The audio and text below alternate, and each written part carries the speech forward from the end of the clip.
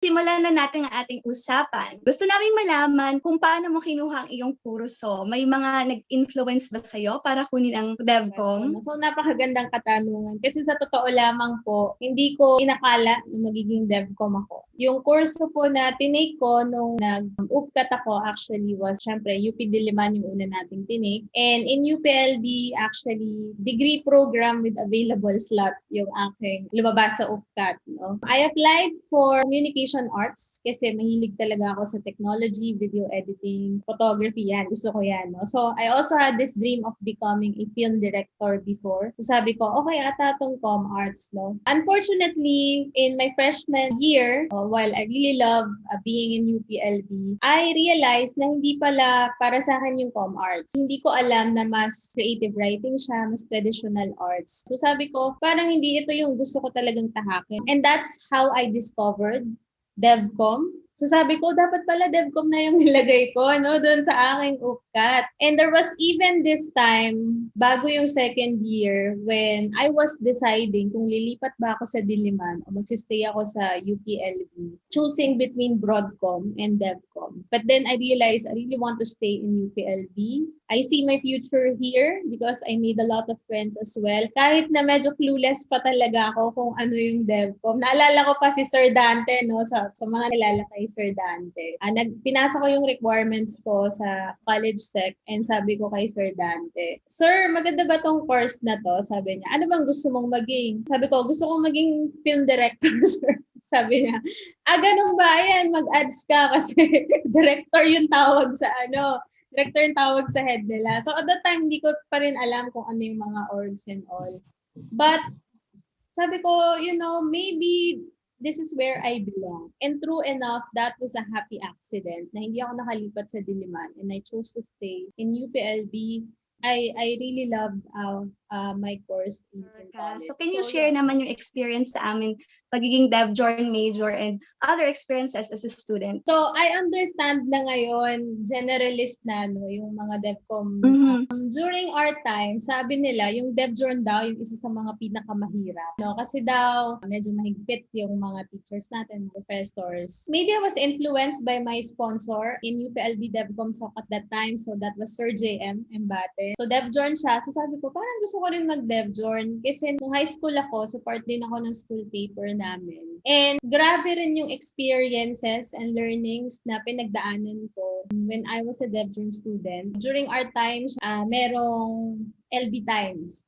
So, syempre, part yun ng course namin. Ayun yung mga times na unang nagkaroon ng newsroom. Tapos yun din yung times na ang daming mga news around UPLB. Yung experience namin covering those news, that kind of experience, that sense of urgency, that grace under pressure as a journalist, that adrenaline rush and that heart, diba, for telling the truth and asking questions, lahat yon natutunan ko yon dahil sa experience ko as a DevJourn major. I can say that marami talagang skills in my major ang nakuha ko na nagagamit ko ngayon. I'm very, very thankful for all those experiences, more than the course, of course, or the major, the professors, no? So, sobrang naging close natin, syempre, yung mga professors natin in DevJourn, yan, sila Ma'am Candy, si Ma'am Suba. So, I was very lucky kasi bago mag-retire si Ma'am Suba, naging student assistant niya ako. So,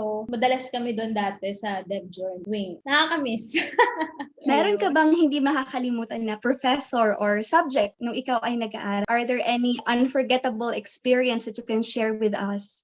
Madami eh. Siyempre, malaking contribution din yung siguro sa memorable experiences ko talaga.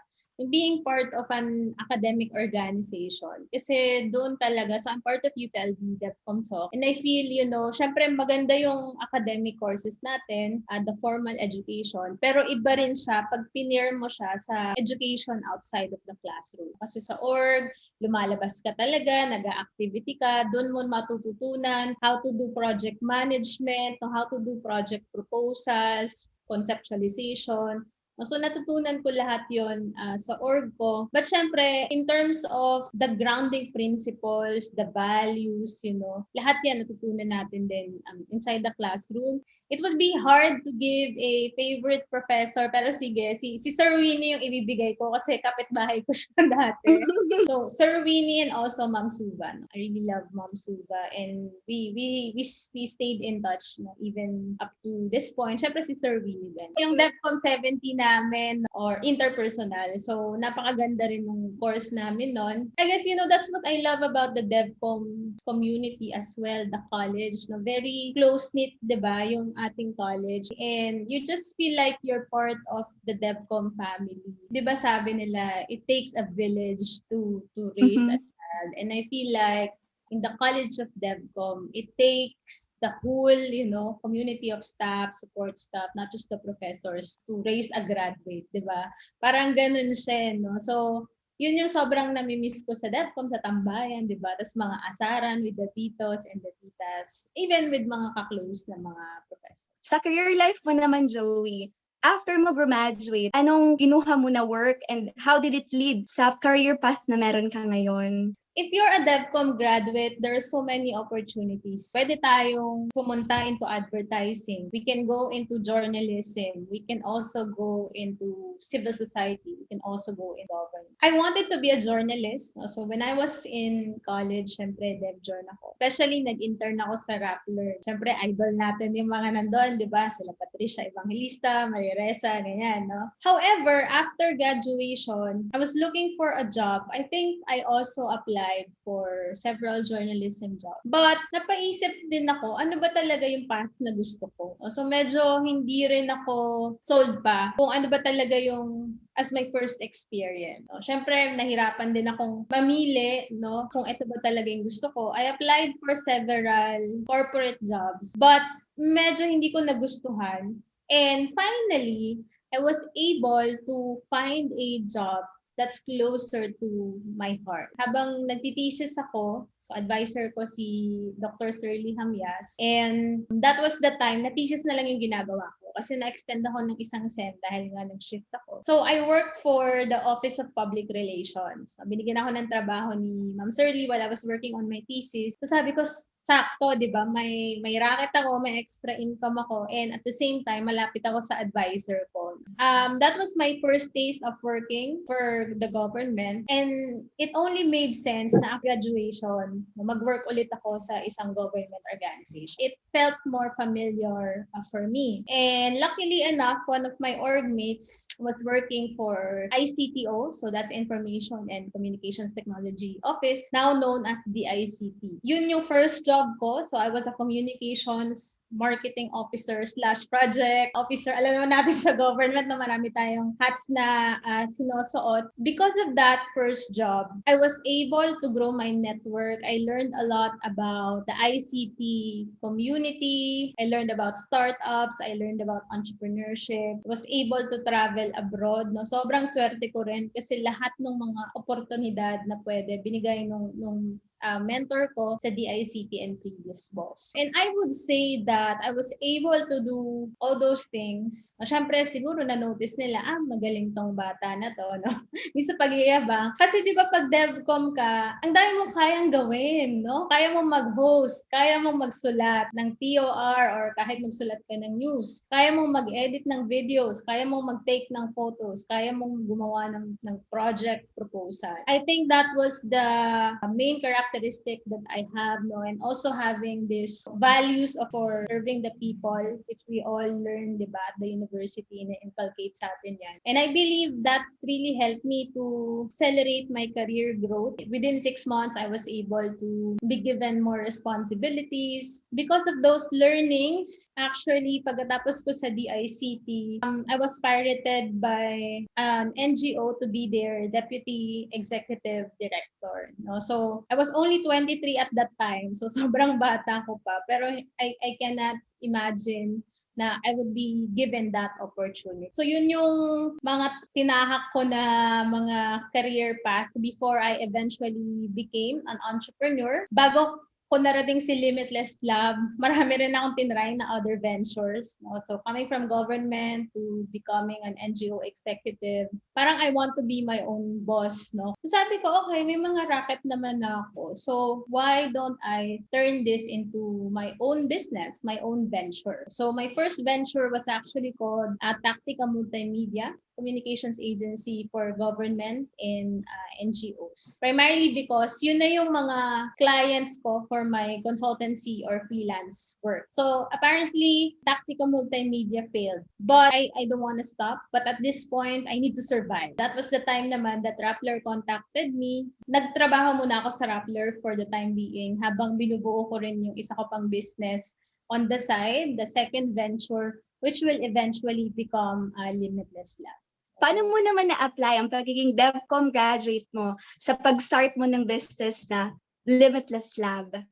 Actually, yung Limitless Lab, we're not just focused on communication. No? So rather, we're focused on innovation. May it be in the form of comms campaign, building a mobile application or a web application or a toolkit. Siguro yung sobrang key learning that I learned in DevCom na ina-apply ko sa Limitless Lab, yung number one rule natin sa DevCom, pinapaulit-ulit ng ating mga professors yung know your audience. At Limitless Lab, we teach a methodology called design thinking. And one of the basic principles of design thinking is empathy, empathizing with your stakeholders. If you look at it, it's the same with knowing your audience. No? It's just that with empathizing, mas malalim siya. Di ba dati ginagawa natin training needs analysis, ganyan. So when we do empathizing work or empathy work at Limitless Lab, parang nagtitesis. So you do ethnographic research, ganyan. So parang ganun siya. But it's very, very similar. And the thing is, we discovered that apparently empathy is something that's not very common, especially in some government agencies. A very top-down approach pa rin. So yun ginagawa namin sa Limitless Lab. Tinuturuan namin yung public servants natin how to really understand their stakeholders, how to know their needs, how to know their aspirations, so that they can come up with better policies, better programs for their stakeholders. No? So that's the reason I love design thinking so much, because I feel that it's strongly aligned with development communication. And here's a trivia, okay? When I was starting Limitless Lab in 2017, I was prototyping it. So I was training myself to be a design thinking facilitator or innovation coach. My first ever workshop, I facilitated it in DevCom. Okay, so I tested it. So it's a free workshop. So it was called Design Thinking for Development Communicators. Something like that. No? So first ever ko yon, kasi tinetest ko pa. Okay, so mag-work ba to? Kaya ko ba talaga tong gawin? So I partnered with UPLB DevCom. So I even co-facilitated it with the staff of DevCom before. So pinahiram naman nila kami ng kwarto dyan sa EDCOM. So doon namin siya ginawa. And the rest is history. No? Today, I'm coaching teams, conducting design thinking workshops for national government agencies, even LGUs, and even doing international design thinking facilitation. Do you have any advice para naman sa ating fellow alumni who also want to create a startup just like you did? My approach would be to go inside muna, know yourself, and really try to figure out ano ba yung why mo. Ano ba talaga yung passion ko para ma-sustain mo yung commitment mo in one startup idea or business concept. Kailangan it has to come from a very powerful why that you have. Kung ano yung ginagawa ng Limitless Lab, ang why namin, nanggaling yon sa eksperyensya ko bilang public servant, yung stint ko sa government, nanggaling din yon sa experience ko sa college. And even bata pa ako, actually, mahilig na ako sa technology, mahilig ako magawa ng mga website. For me, it's really important to start muna with your why and then slowly build the business concept, take small projects in the beginning until such time that you're able to build your credibility. And also, very important, syempre, to find a mentor. Always welcome feedback as well from other people. Maraming salamat, Miss Joyce. Pwede ba namin marinig ang iyong version ng Tatak? Shout out. Ako si Joey Cruz at Tatak UPLB ako.